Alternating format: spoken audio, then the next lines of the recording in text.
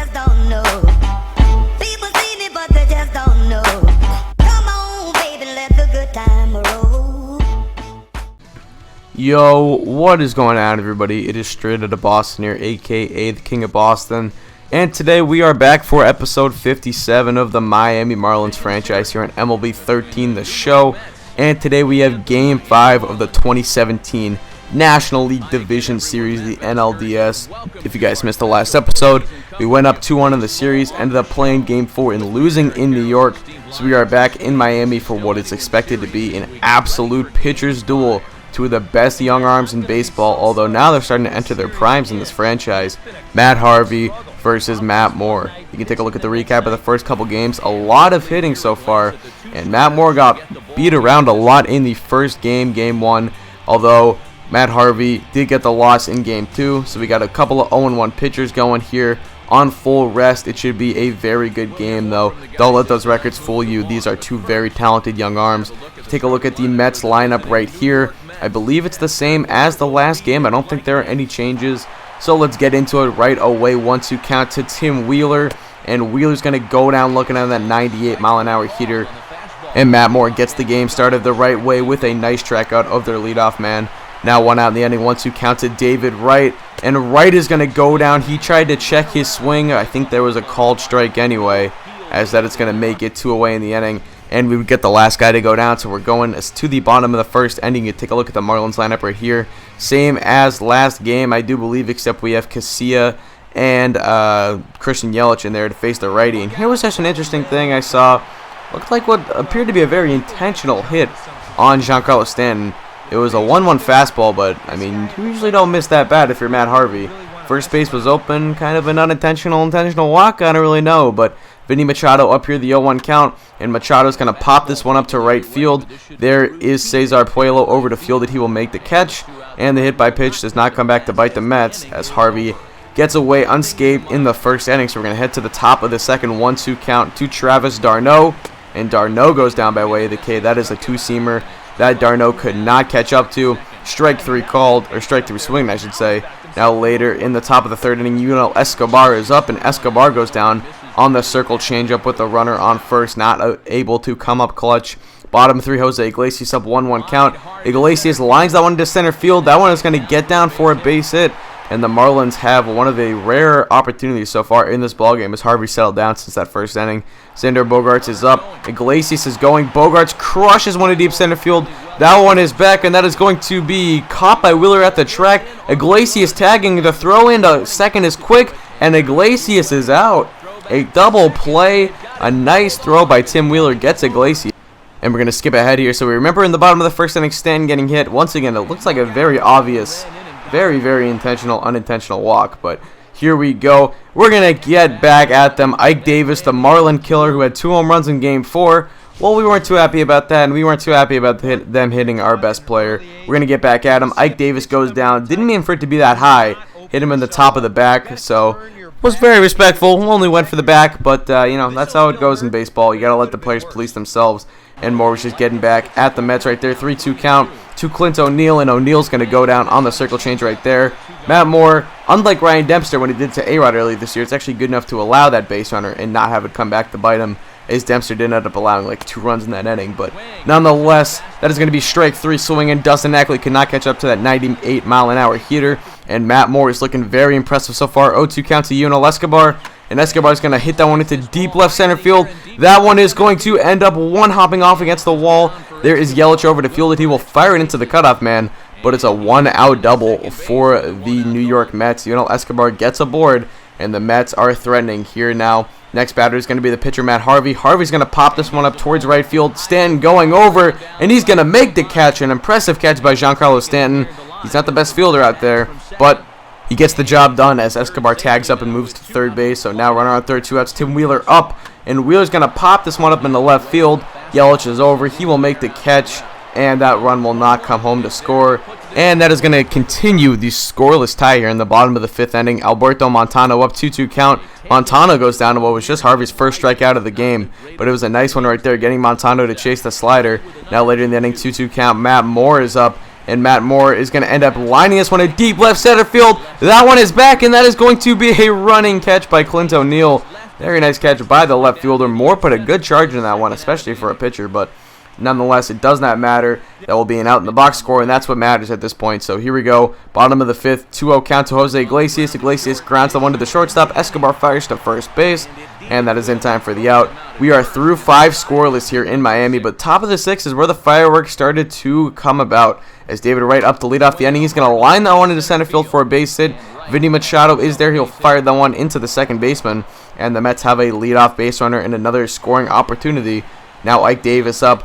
It's been well documented how much he kills the Marlins. He's doing it again here, and that is going to be misplayed by the left fielder. Yelich could not come up with the diving catch. I thought it was closer to that. Machado over to field it quickly. They're going to have a chance to get right at home. The throw is not in time, and Wright is in there safely. It's an RBI double for Ike Davis.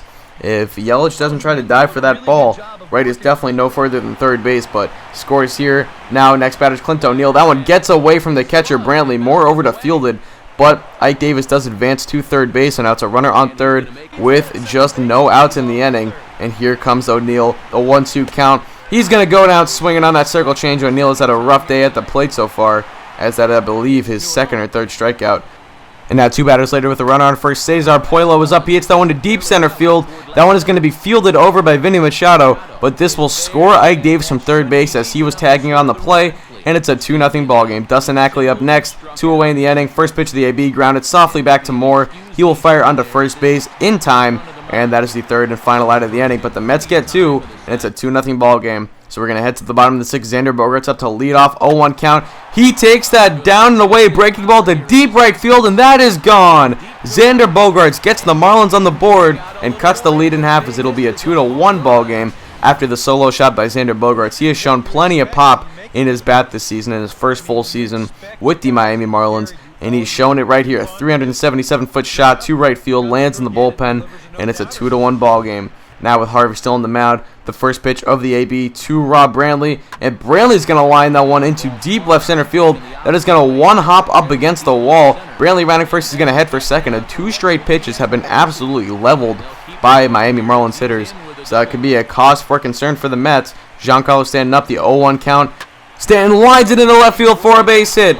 The left fielder was playing deep. Brantley's going to come around in plenty of time, and it's a 2-2 ball game. Just like that, it's all tied up. And in just 4 pitches, Harvey loses the shutout, and it's now a 2-2 ball game. Bottom 6 still. Vinny Machado's going to walk on a 3-2 count, and that looks like it's going to be it for Matt Harvey.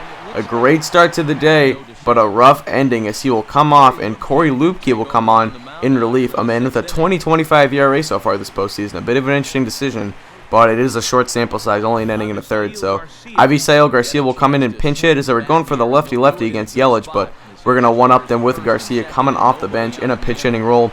Runners on first and second with no outs in the inning. Lupke on the mound, the pitch grounded back to the pitcher. He's going to end up going to first there. Surprised he didn't try to turn 2 and go to second, but it's now second and third with just 1 out in the inning, and instead of Lyle Garcia, we're going to bring in Steven Proccia to pinch hit, who does hit lefties a lot better than Lyle Garcia does. So here we go, a 3.33 average in this series so far. First pitch of the AB, grounds that one to the shortstop. Escobar fires it to first base, and the throw is offline. So now a run scores, and the Marlins going to get an extra out here. The next batter is Alberto Montano. On the first pitch of the AB, Montano grounds the one. Diving stop by Wright to second for one, on to first. Not in time, and another run scores, as that is going to make it a 4-2 ball game. Steven Proccia is going to come up limp here on second base. It looks like he got injured on the slide. He will have to be replaced by Matt Carpenter, who will head into the field to play first base. But Matt Moore is the next batter. Montano off on the pitch. The throw is in the dirt, and there will be no throw from the catcher, Travis d'Arnaud. So Montano takes second successfully. 3-2 count now to Matt Moore. And Moore's going to line this one into right field for a base hit. Montano coming around third. He might score, and he will. The throw is offline. Now the throw goes to second, and Moore's caught in a pickle. But it's an RBI single for Matt Moore, and he's actually going to get into second base safely. Poor rundown by the Mets right there. So he will probably be credited with the single and take second on the throw. Next batter is Jose Iglesias. Iglesias jacks this one to deep left center field. That one is back. Tim Wheeler is there to make the catch. But we get 5 runs in the inning, including an impressive RBI single from our starting pitcher, Matt Moore. And here we go, taking a look at the 6th inning recap right here. It's a 5-2 ball game as we head into the bottom third of this ball game, or the last third of this ball game, I should say. Yunel Escobar up.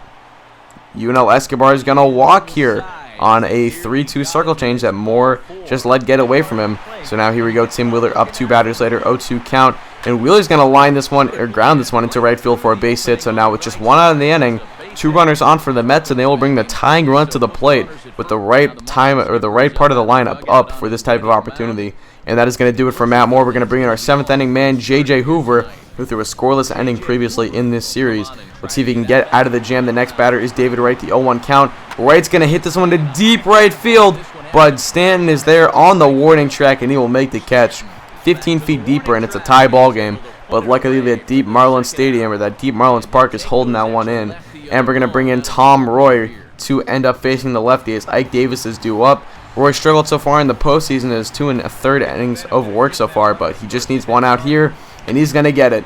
Ike Davis pops this one up, short right field. Stanton is there. He is going to end up making the catch, and Tom Roy and J.J. Hoover get out of the jam successfully, and it will remain a 5-2 ball game. Matt McGill is going to come on and pitch the 8th inning as we're just 6 outs away from advancing to our 3rd straight NLCS. McGill, very good in the postseason so far, phenomenal in the regular season, and he's going to end up getting Cesar Puello to ground out to Bogarts right there for the 3rd and final out of the 8th, and we are just 3 outs away from advancing to the NLCS. And here we go now, heading into the top of the 9th, Luis Gonzalez-on, another young phenom for this team that they acquired in the Jorge Soler deal in the offseason last year. 2 away in the inning, 1 more for the NLCS. This one is lined to short. Iglesias there, deep in the hole. The throw is in time, and the Marlins are going to advance to the NLCS again. The 3rd straight year that they will be heading back there, just like the St. Louis Cardinals this year have made it to 3 straight NLCSs now. But that's besides the fact. The Miami Marlins, a great run this year so far. We are now just 8 wins away from capturing our 2nd straight World Series. The Marlins have never lost in the NLDS in their franchise history. That streak continues. They only have 1 playoff series loss, as it is back 2 years ago against the Padres in the NLCS. But nonetheless, that is pretty much going to wrap up this video for me. As you can see, the guys celebrating there down on the field. A very excited group of mostly young guys who, a lot of these guys were not around for the last couple postseason appearances. Although there has been one guy that's been there throughout, and that has been Matt Moore. He's your player of the game. Not his best start, but he got the job done. He gets the win, and that's going to do it. Thank you guys for watching. Hope you did enjoy. Close them out. Peace.